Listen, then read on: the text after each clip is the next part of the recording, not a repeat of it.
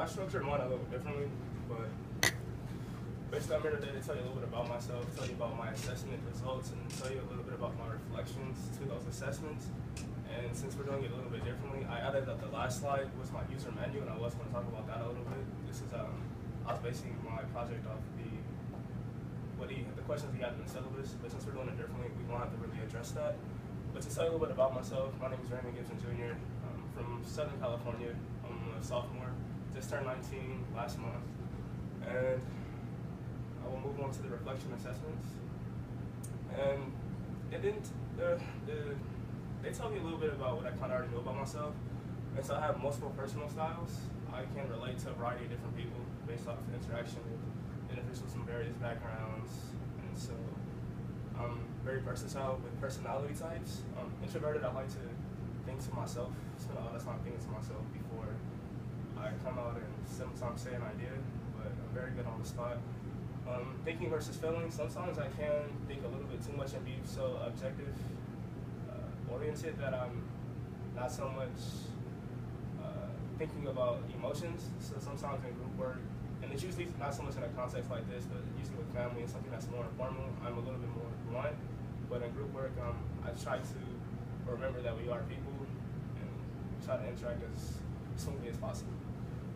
Internal focus or control, I think I'm very much in control of the world around me. There are factors that play a part into it, but for the most part, I like to imagine that my success is contingent on my abilities and my actions. And then I have moderate emotional intelligence and type A personality, similar to Chanel, very objective driven. So sometimes that can take away from the emotional side of interactions, and sometimes it's just so objective. And I expect everything to sort of be on par, and I'm the same way. So what I dish out, I expect to come back to me. So I'm very open to critiques and criticisms of any kind. Like I mentioned before, it affirmed what I know about myself. A little unsure about the accuracy of the personality assessments, the two of them, just because it basically made it seem like I was going to blow up in the middle of nowhere after letting things pass for so long, but that doesn't happen, so we don't have to worry about that. And my goals I prefer a leadership role or a smaller role depending on the team.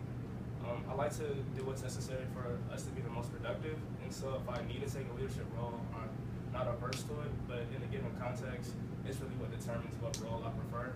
But I'm very much capable and don't mind taking either roles.